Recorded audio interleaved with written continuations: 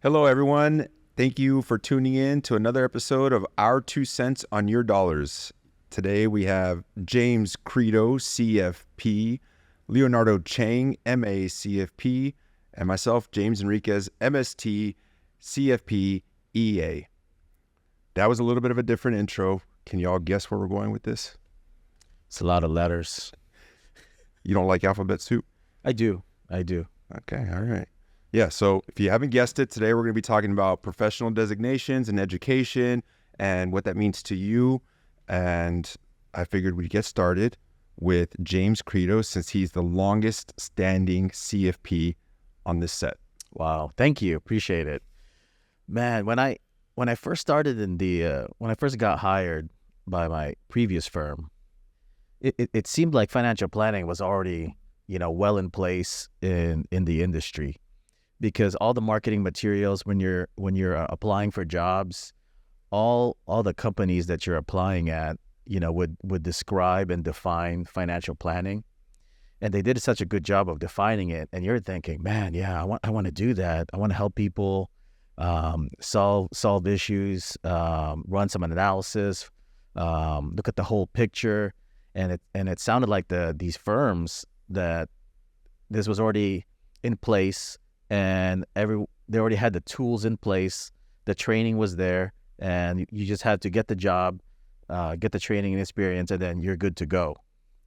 And then when I finally started working as a financial advisor, financial planning was the way it was implemented with different professionals, it was so different.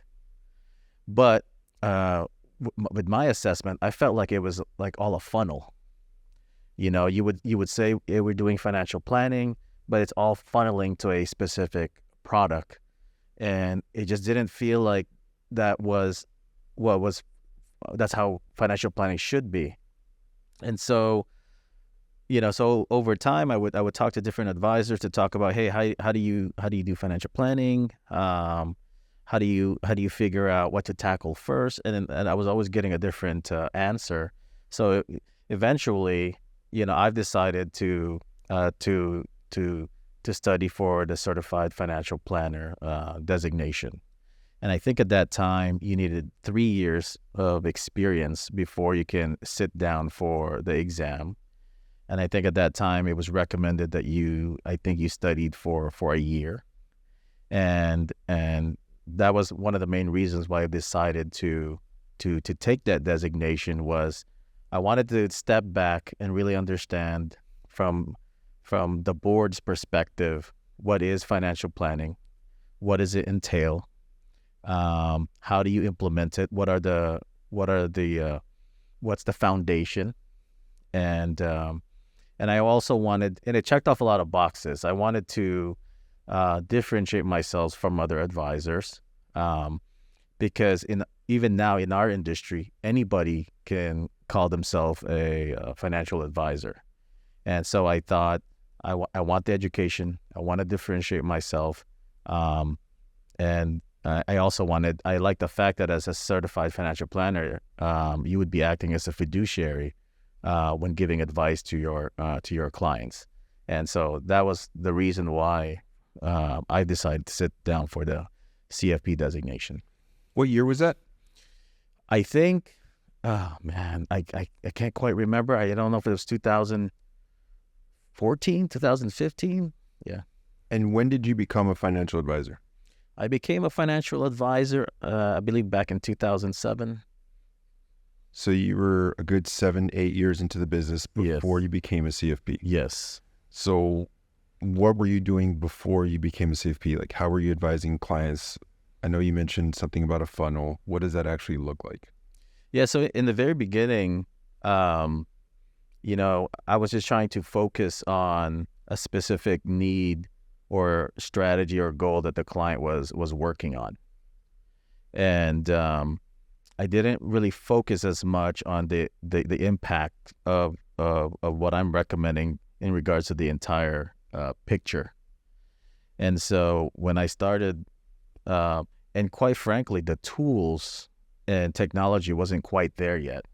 So a lot of the things I thought was financial planning, I had to kind of put pen on paper versus using tools, because there's not really a software that could actually capture what you're trying to do in terms of giving advice. So I think over time we talked about this, that we love the technology, we love the software, but even now it's still not complete where it can capture quite the direction that you're wanting to go, or get to the recommendation that you're trying to get to for the client.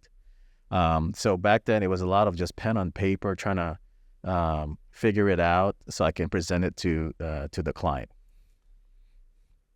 Do you remember what the topics were for the CFP exam back then?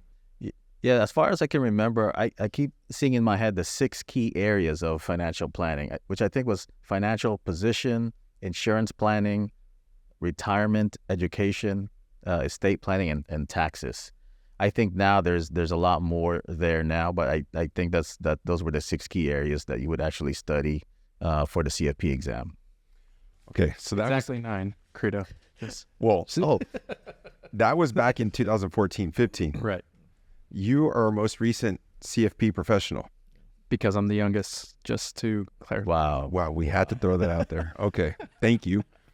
So, yeah, you mentioned 9 now. There was 6 back then. What does it look like now? What are the 9? Well, let's just for this purpose, we brought exactly what those categories are. So professional conduct and regulation, general principles of financial planning, risk management and insurance planning, investment planning, tax planning, retirement savings, income planning, estate planning, and the last one, psychology of financial planning. Okay. You also have an additional 2 letters behind your name. Right. MA. Right. What is that, and how does that coordinate, or does it even coordinate with CFP? Yeah, so the MA designation I got because it exactly that. It correlated with the exam. So backstory for me, previous firm, understanding, realizing kind of the ever-changing landscape of the financial planning industry, and really noticing how that shift was happening rapidly, and the way that I was conducting my business and kind of the way that I was being taught was lagging a lot of that change. And so the designation for me has always been a form of competency, and that was really for me personally of just trying to build higher level education, trying to inform myself a little bit better, just being more competent for clients to have this self-confidence and to be able to provide financial planning insights and things that can evolve and have a level of complexity that were way beyond what I was doing before. And so what I decided in that process, and actually it was based off of a lot of the experience that you had gone through, was to pursue a Master's of Arts degree. And my Master of Arts degree is in financial planning and law. So in conjunction with the financial planning portion, there were some contract law courses, which ties in a lot with some of the estate planning stuff and insurance and things like that. But that program, that master's program, qualified me for all the prerequisites that the CFP board requires you to have before you can sit for the exam. So I pretty much killing 2 birds with 1 stone, and earning that master's degree and then being able to sit for the CFP. In that master's program, though, we did go over a lot of the CFP requirements, because that was a big part of the board, and the chair of that program, of that master's program, was a CFP. So, a lot of the content, a lot of the curriculum was based around those requirements. And with that new psychological piece being added into the exam very recently, that was a big part of our learning curriculum. Understanding the psyche of your clients, understanding, how that plays into the financial decisions they make, how that's evolved, things that we can do, things that we can adapt and learn to be able to help them make those financial decisions and do so with a level of comfort and really more psychologically easing. But I know that was, from when you took it to the time that I took it, that's a big part that's changed in that exam for sure. When did you take it, the exam? December 2022, so Okay. about a year and a half ago. So about a 7-year. Yeah. Yeah. Yep. So I took mine in 2016. Mhm. I had 2 designations, AAMS and CRPC. Both those designations counted towards the education part of the CFP. So then I needed just a few more classes to fulfill the education requirement of the CFP. Mhm. So I passed the exam in 2016. I went to my firm at that time and said, hey, I'm a certified financial planner professional. Now what can I do? And they were like, I don't know. that's it. Congratulations. Congratulations. Cool. You're gonna get paid exactly the same. Right, yeah. So to me, it was like no difference. Yeah. But okay, hey, this is a big Fortune 500 company, almost 100 years of existence. I'm just going to follow the recipe. Those education requirements fulfilled half of a Master's of Science in Financial Planning. And my firm at that time offered tuition reimbursement. So I said, well, you know what? I might as well go for the Master's. Mm-hmm. So I enrolled in that, and a part of that, it was online, asynchronous, and a part of the coursework was discussion forums.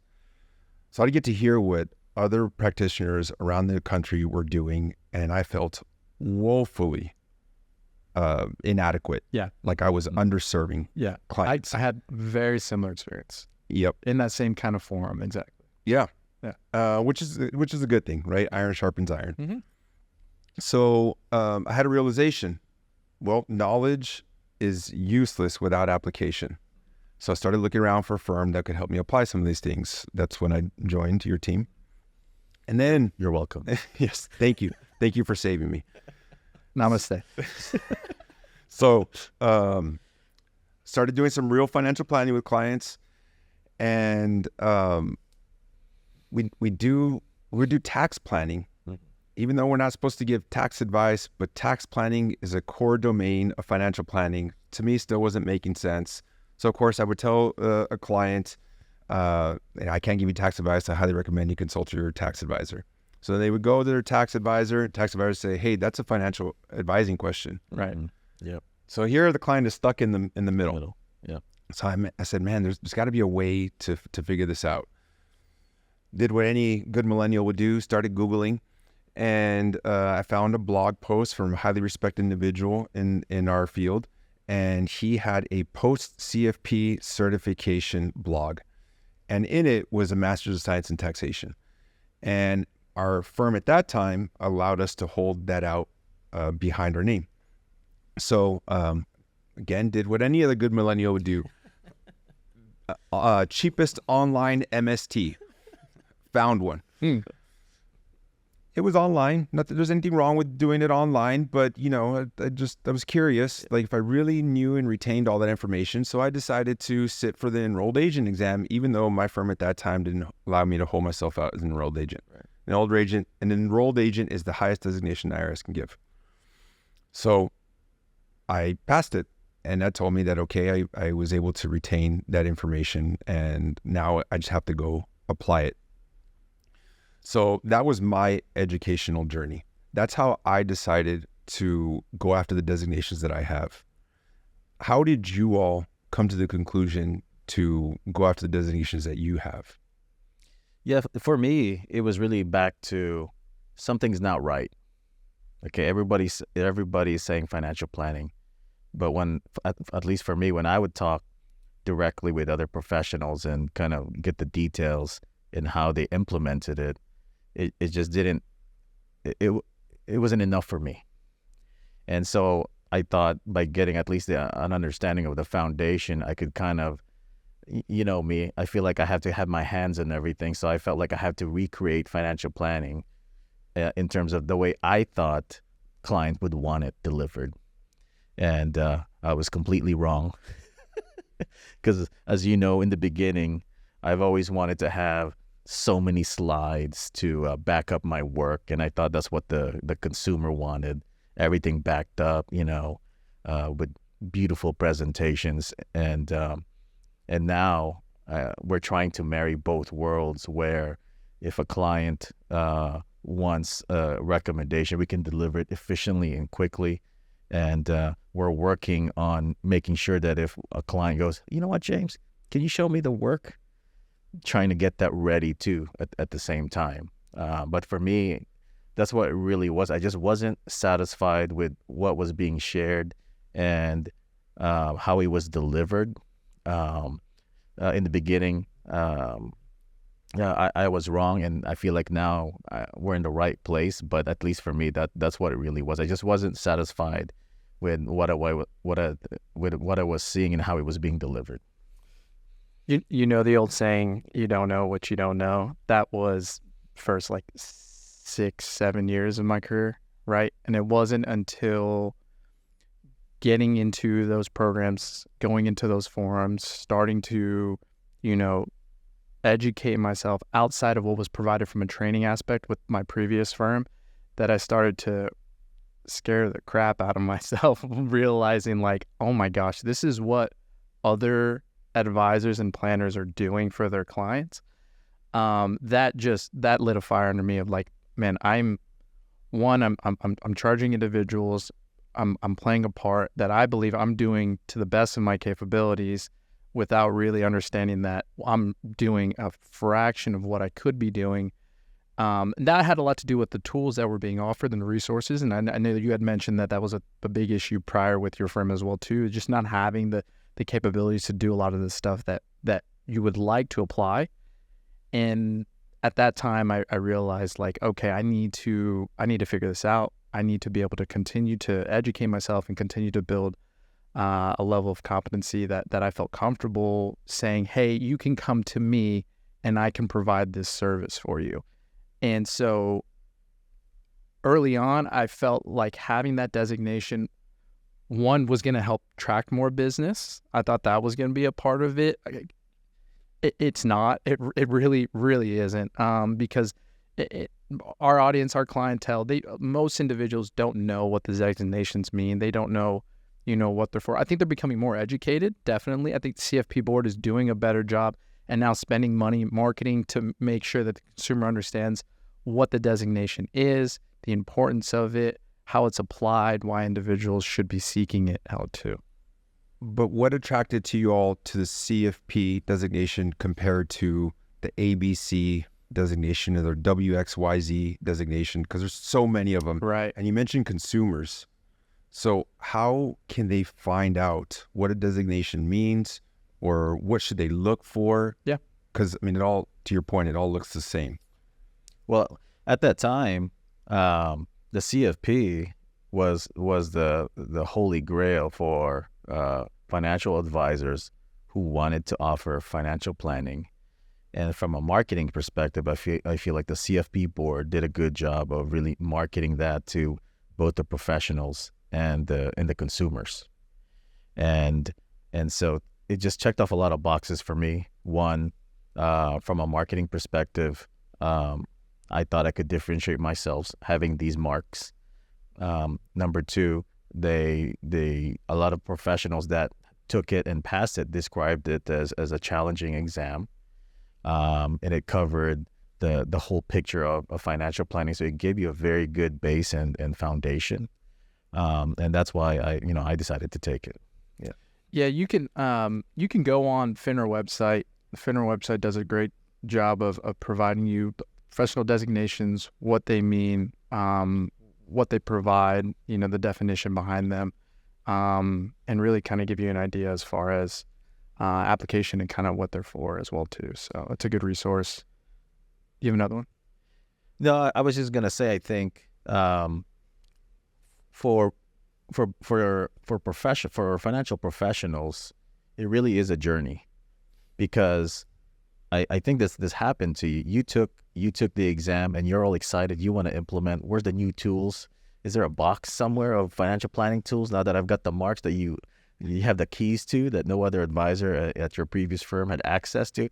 No, you're still advisor 1, 2, 3, 4, 5. Mm-hmm. Go back to work. Mm-hmm. And it really is a journey, because as a financial professional, if you truly want to provide holistic advice, you have to look at your infrastructure.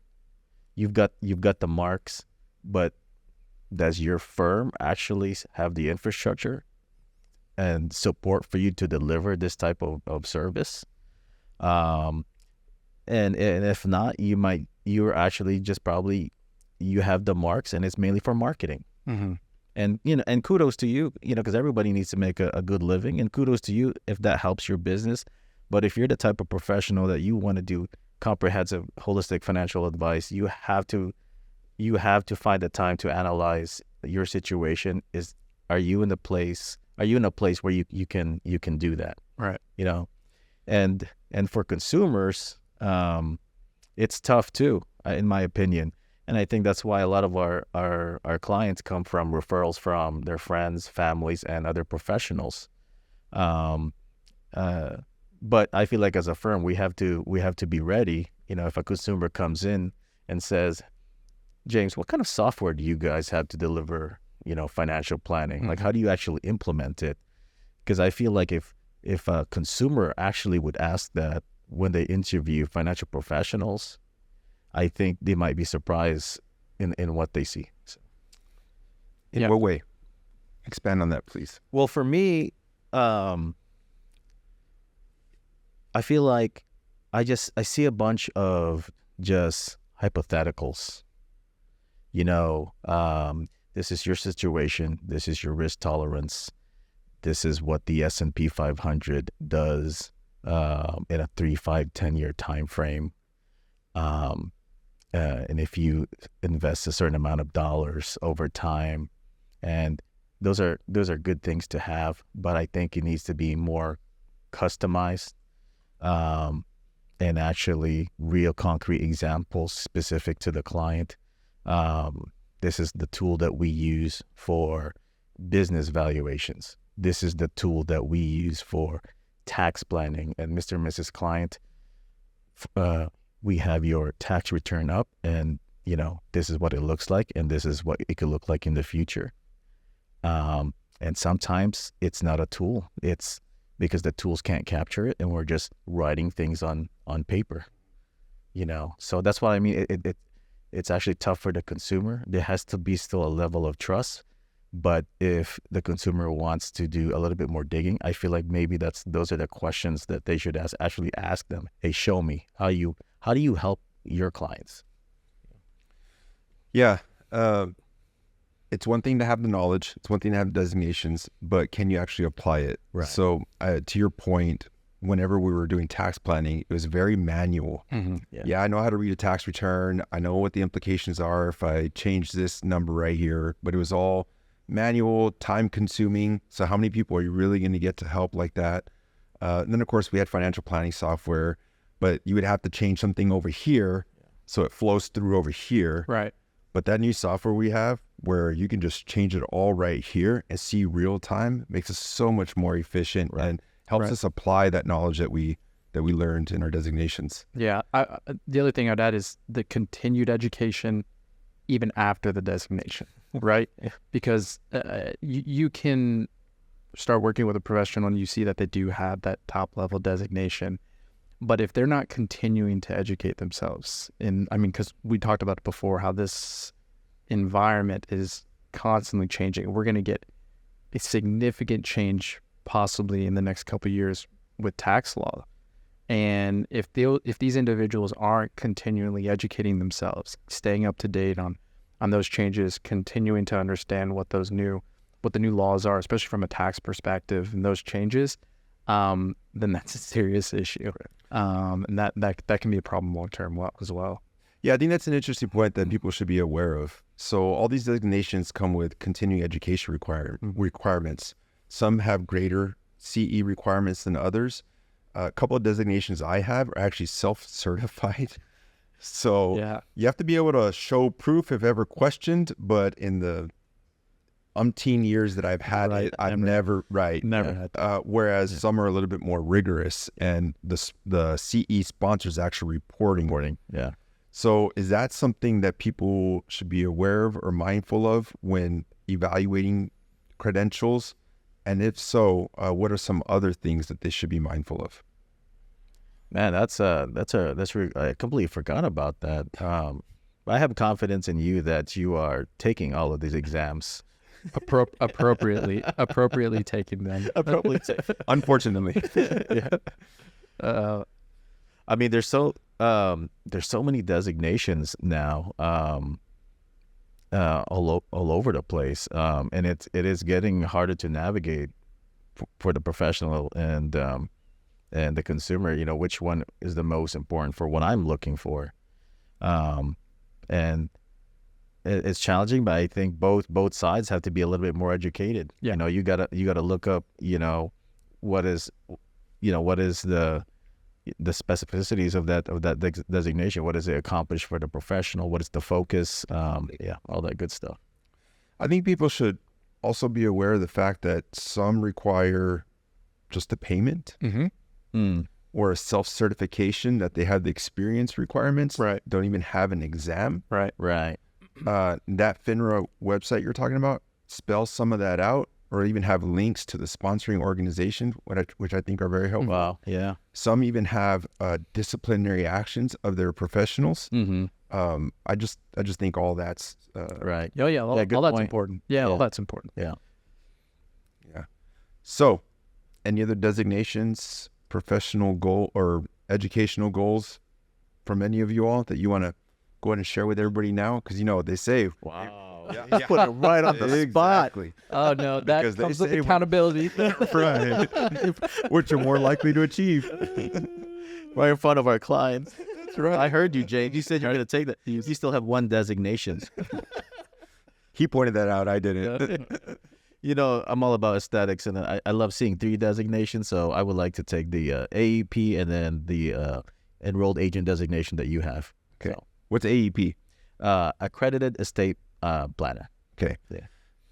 But I'm going to put you on the spot again. There's also CEP, Certified Estate Planner. Why AEP over CEP? How did you come to that conclusion? I actually haven't done research on the CEP as much, but when I was researching designations specific to estate planning, that seemed to be the one that was recommended the most to take. So, Well, you can remind, or you can refresh my memory if I'm incorrect, but there's an estate planning module in the CFP education, right? Okay. Correct. So why do you want AEP or CEP if you've already have the educational component of estate planning through the CFP?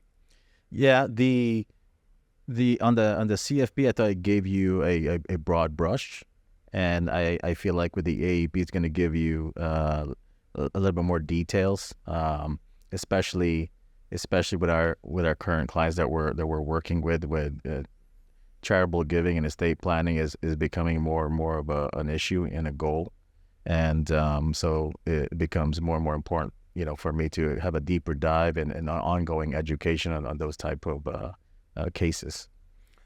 Okay, so he said 3 is the magic number. You're at 2. Do you have a third one in mind? In mind, accountability is a different thing. Yeah, so I originally out of high school and into college, I wanted to get into law. That was something that was kind of in the back of my mind always. Studied for my LSAT, went through the whole preparation, and right before the exam was kind of like, man, I don't know if this is going to be my career path.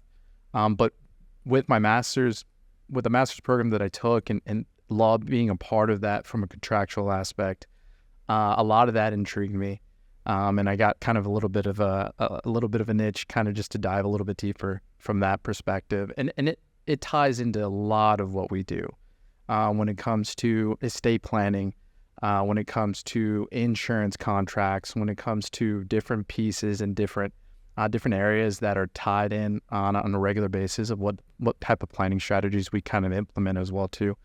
That's always had kind of piqued my interest a little bit. So a JD maybe would be something I'd be interested in. Definitely have to make the time to do that. Are we taking maybes in Well, all I know is I committed to nothing. They committed to things. So we're going to check back. We're going to check up on y'all in a few months. No. Disclose your commitment. You've already done so. Yeah. That's just a financial commitment. That's not a heart commitment. But we appreciate y'all tuning in. That's our 2 cents on your dollars. Yeah. Thank you guys. Thank you.